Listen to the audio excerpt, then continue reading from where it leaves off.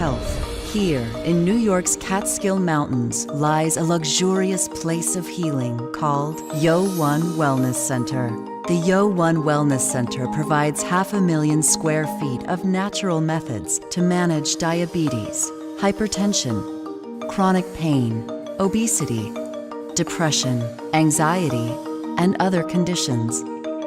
We use the traditions of centuries-old natural science from India, yoga, Ayurveda, acupuncture, and naturopathy in personalized programs that help you take charge of your own health. A minimum 5-day stay is recommended for best results. Book now at yo1.com.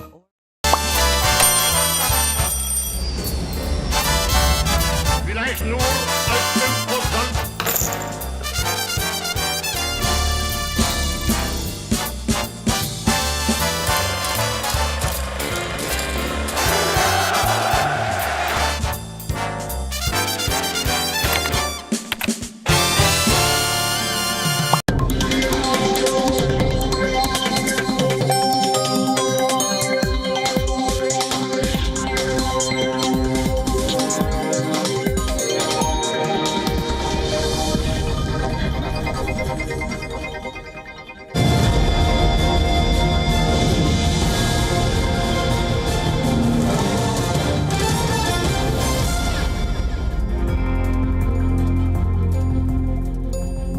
Everyone, welcome to WION Live broadcast from New York City. I'm your host, Susan Tehrani. First, a look at this hour's headlines, and then we'll go straight to our first story.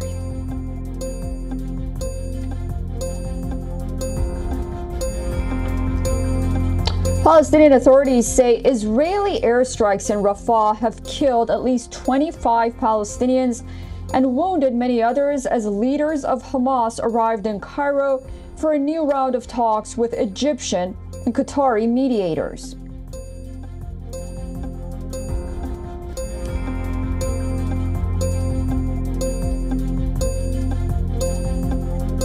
Ukrainian President Volodymyr Zelensky says that Russia is taking advantage of delays in Western arms supplies to go on the offensive, saying quicker deliveries from allies would bolster the front lines.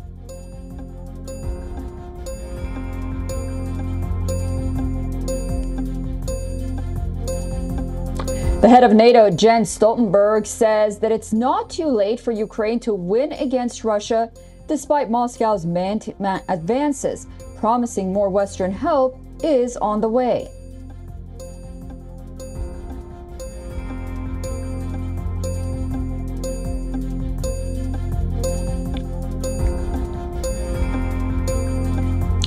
Protests intensified across college and university campuses here in the United States as people voiced their displeasure over the continued war in the Gaza Strip.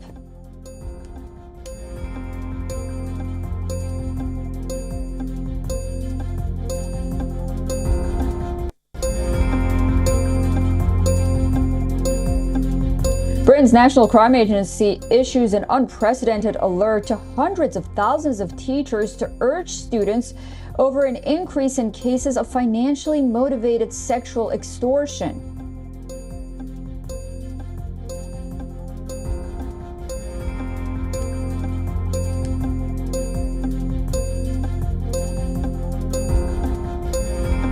At least 42 people have been killed when a dam bursts in a town in Kenya's Rift Valley as the East African country battles heavy rains and floods.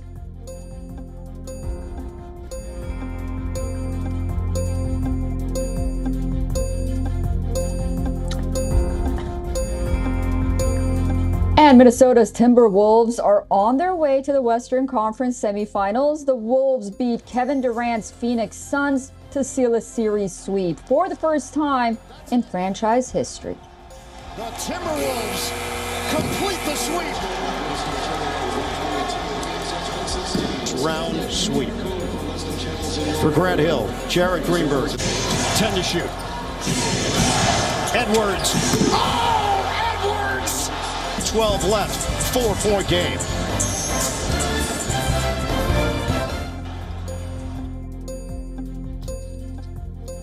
Okay, starting off in the Middle East, as efforts continue to secure another truce deal in the ongoing Israel-Hamas war, mediators are building pressure on both sides, seeking a headway as talks continue.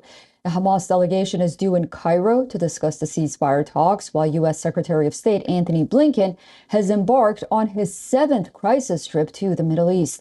Hamas in the Egyptian capital is expected to respond to Israel's latest Gaza phase truce proposal delivered on Saturday. This proposal includes an agreement to accept the release of fewer than 40 hostages in exchange for releasing Palestinians held in Israeli jails. The second phase of a truce includes a period of sustained calm, which is Israel's compromised response to a Hamas demand for a permanent ceasefire. So far, Israel has not been open to a prolonged ceasefire, but as per statements made by Hamas sources, it could be the first time Israeli leaders are open to discussing an end to the war. Hamas officials are reportedly seeing the new proposal positively and are keen to reach an agreement. Israel agreeing for a sustainable calm comes at a time when it is under intense pressure from global allies to reach a ceasefire as it prepares for a planned Rafah offensive. U.S. President Joe Biden held another phone call with Israeli Prime Minister Benjamin Netanyahu on Sunday. He reiterated U.S.'s position on Rafah that it could not support the planned invasion if there is no plan to protect civilians. Anthony Blinken attended the U.S. Gulf Cooperation Council meeting in Riyadh. He highlighted that the utmost need of the hour is to achieve a ceasefire, and Washington will continue its efforts in this regard. Take a listen. Finally, we have to make sure that we're focusing not just on inputs, but on impact. All of this is going to be the focus of the next few days for me as I travel around to Jordan and Israel. A chance to meet with humanitarian groups, the Israeli government, to hear from them where more work is needed, and to continue to press for tangible, immediate, and sustained progress. Meanwhile, pressure is also building on Hamas to reach a truce deal. Ally Qatar has expressed its frustration recently that both sides haven't agreed on a deal despite months of effort, so much so that the Qatari Prime Minister even said that the country is reassessing its role as a mediator between Israel and Hamas. He said Doha has been exploited and abused, adding that it being undermined by those trying to score political points.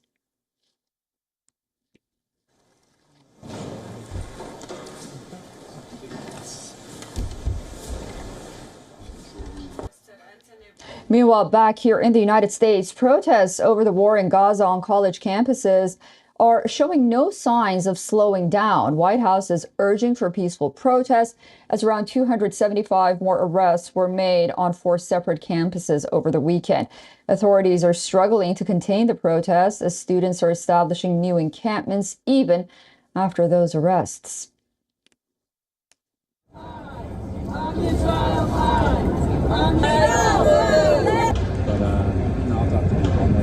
This encampment and myself are here first and foremost to take a stance against the ongoing genocide in Gaza and the occupation of all of Palestine from the river to the sea.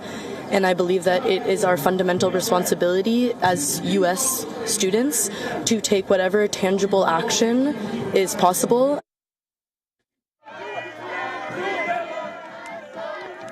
Skirmishes between pro-Israeli and pro-Palestinian demonstrators were reported at the University of California, Los Angeles, though the site had not so far seen peaceful protests. Sunday's skirmish marked the change when some demonstrators broke through a barrier that the school had set up to separate the two factions. Members on both factions shoved one another and shouted insults, and in some cases traded punches, while the administrators at George Washington University has suspended many protesters who remained at an on-campus encampment. In the past 2 weeks, pro-Palestinian protests have spread to college campuses across the United States. The widespread protests are triggered by the mass arrest of over 100 people at Columbia University here in New York more than a week ago. Since then, hundreds of protesters from California to Texas to Atlanta and Boston have been arrested as they establish similar encampments used by Columbia students to call attention to the humanitarian crisis in Gaza. The protests have caught U.S. government attention, with officials maintaining that they understand protesters' empathy to the Palestinians, however, have denounced the anti-Semitic calls and violence during these demonstrations. Meanwhile, in Rafah, Hamas organizes student protests thanking U.S. campuses' solidarity demonstrations with children, holding banners thanking the varsities. UNICEF estimates over 600,000 children are out of school in war-ravaged Gaza.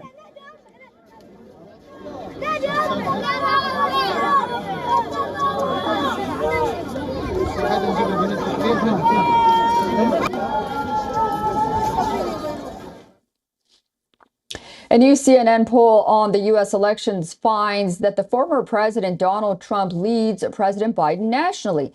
It says a majority of Americans are of the view that Trump's presidency was a success and Biden's has been a failure.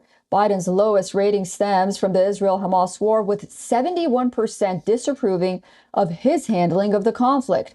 According to the nationwide survey, 49% of those polled say that they're expecting to vote for Trump in the 2024 election, compared to 43% for Biden. Support for Trump remains basically unmoved from CNN's last poll back in January, while Biden's numbers, they've dropped. Many Americans continue to favor the former president despite his facing 4 unprecedented criminal charges. 55% of voters say they view Trump's first term as a success. 44% say they view it as a failure.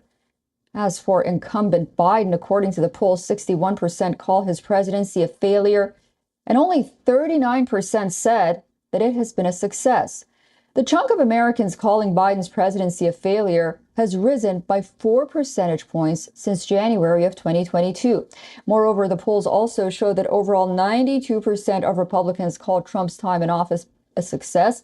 On the other hand, 73% of Democrats say Biden has been a success so far. The numbers reflect voters' feelings on issues, including handling of the economy, inflation, and student loan debt.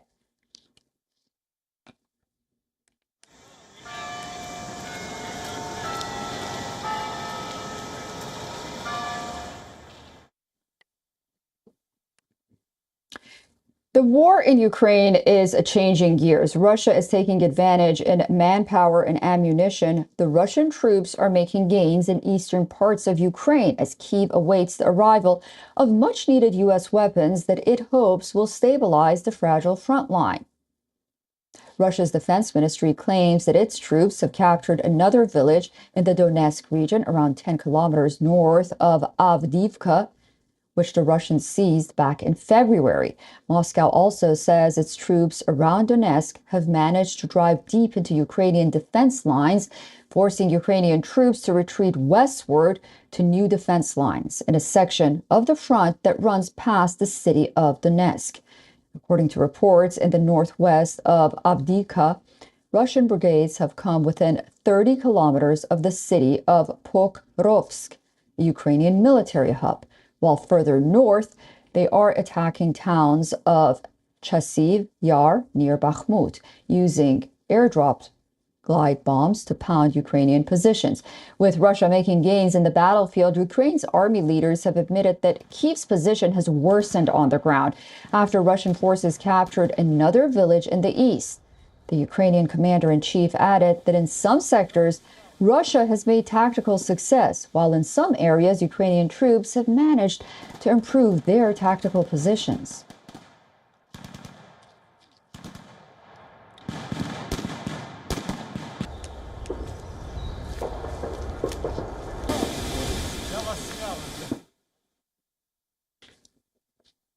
The United States has procured 81 outdated Soviet-era combat aircraft from Kazakhstan As part of the process, back in October, it was announced that the Kazakh government was offering 117 Soviet-era fighters and bomber aircrafts for sale by auction.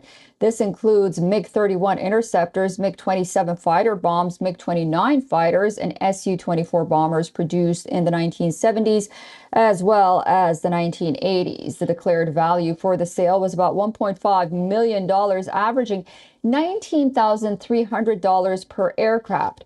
Further, among the aircraft acquired, the WION MiG-31, known as a supersonic interceptor crucial for defending Soviet airspace during the Cold War, stands out.